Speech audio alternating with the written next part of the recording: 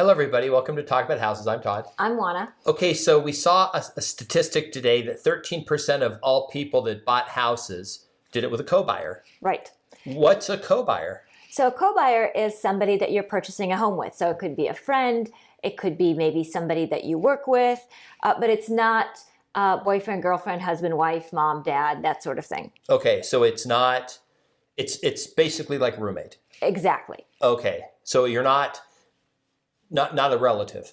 Correct. So or an intended relative. Right. So it's intended relative. I like Intended that. relative. It's not an intended relative. I like that. So no. So it's usually a friend that you're buying a home with, or an apartment, or whatever living situation that you're purchasing.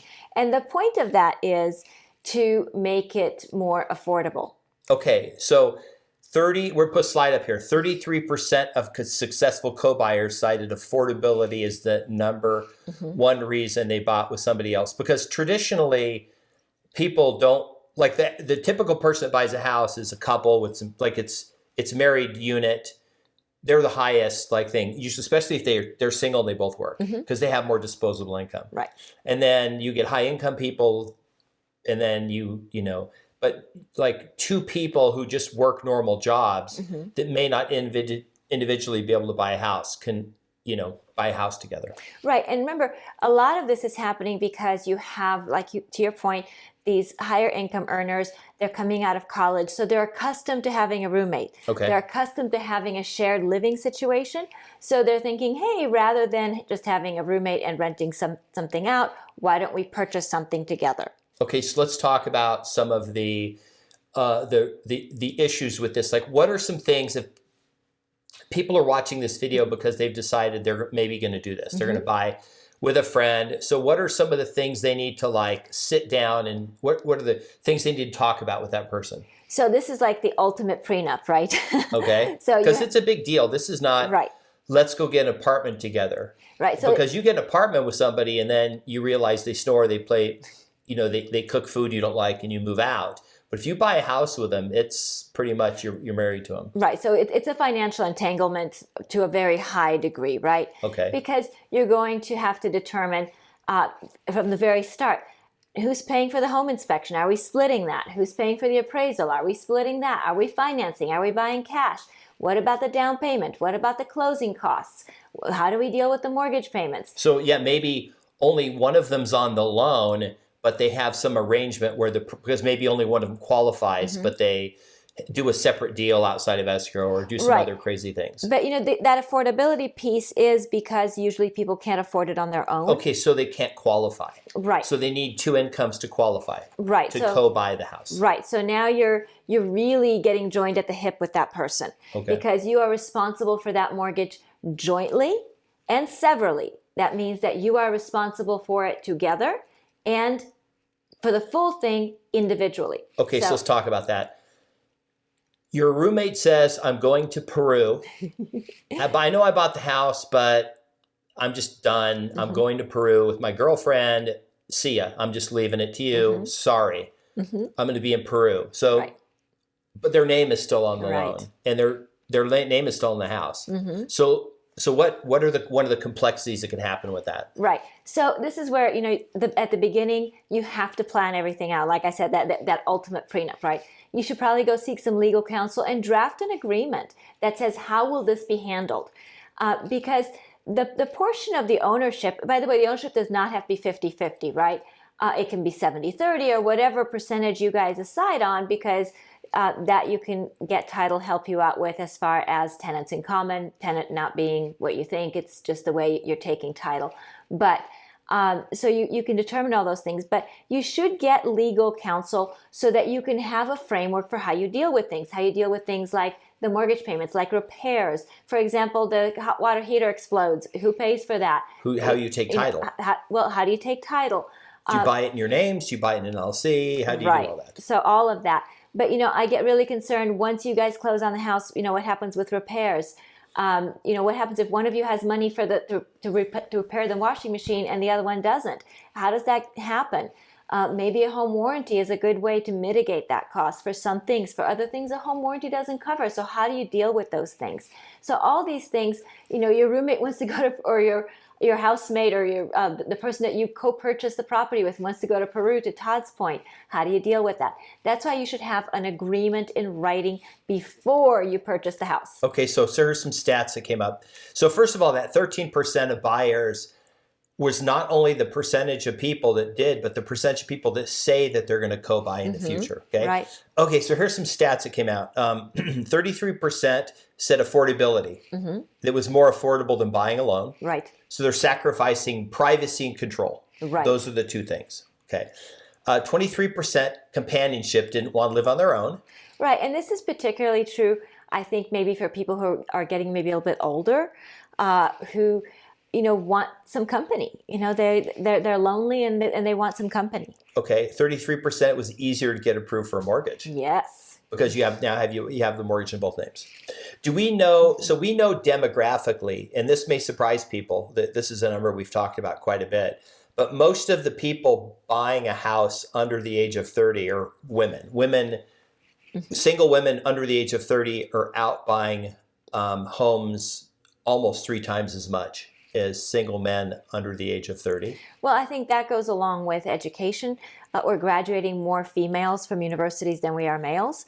So they're earning... Especially in medical, like doctors, high-paying medical jobs. Nursing and doctors are by far. Right. Like nursing's like 94% female, and then doctors are like 60%. Right.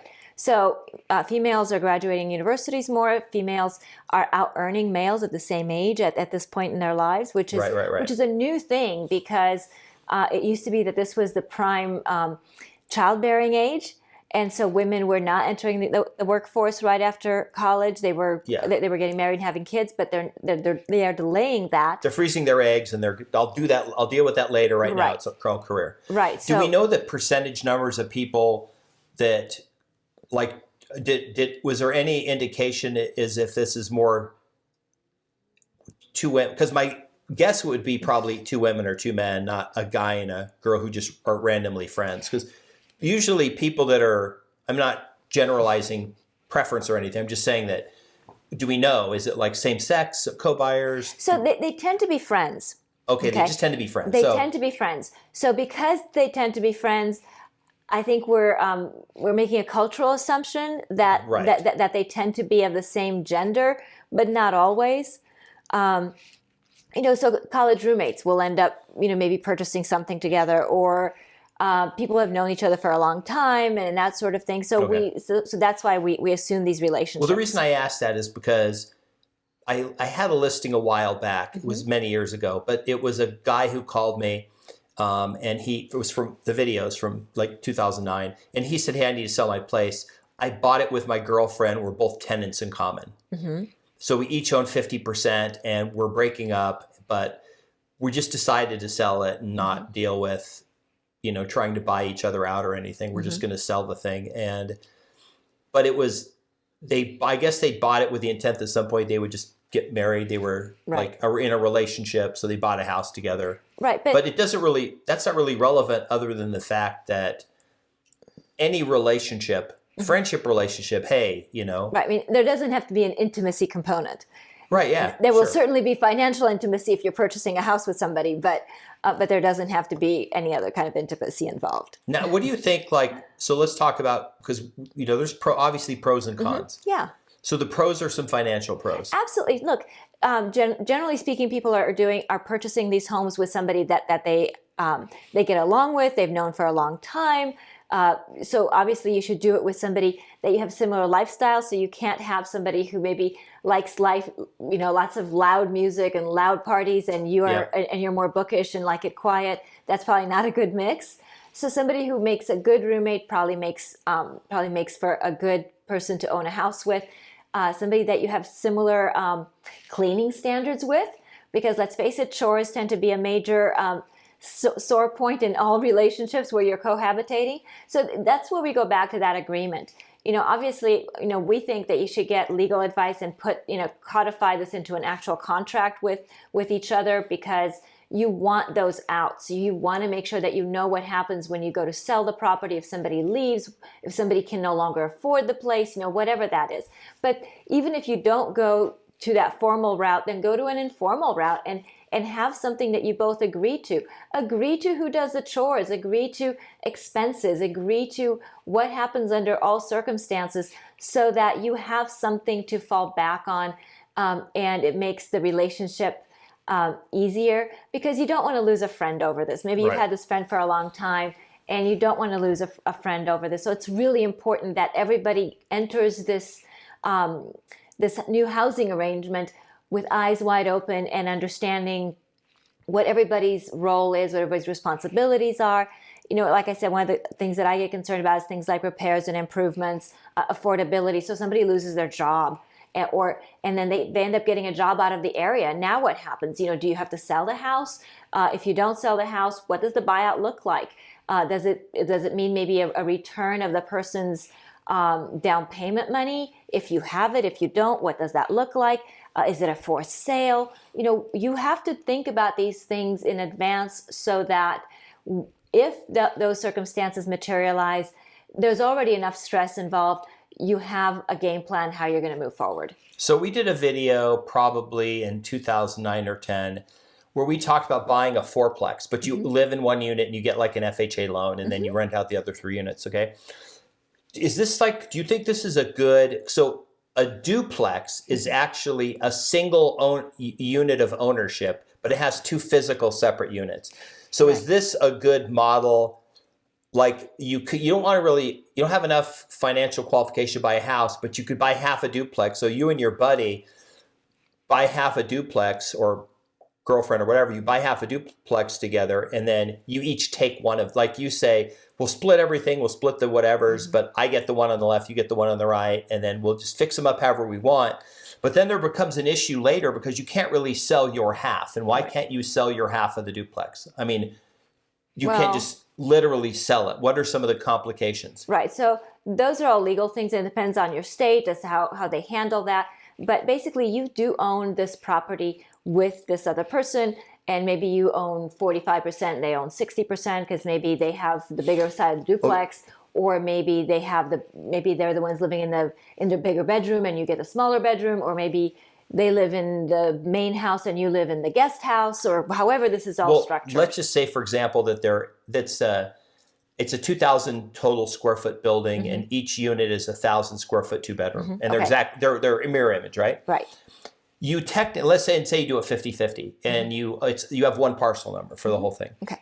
You technically own that one parcel, even if you do say 50-50 tenants in common.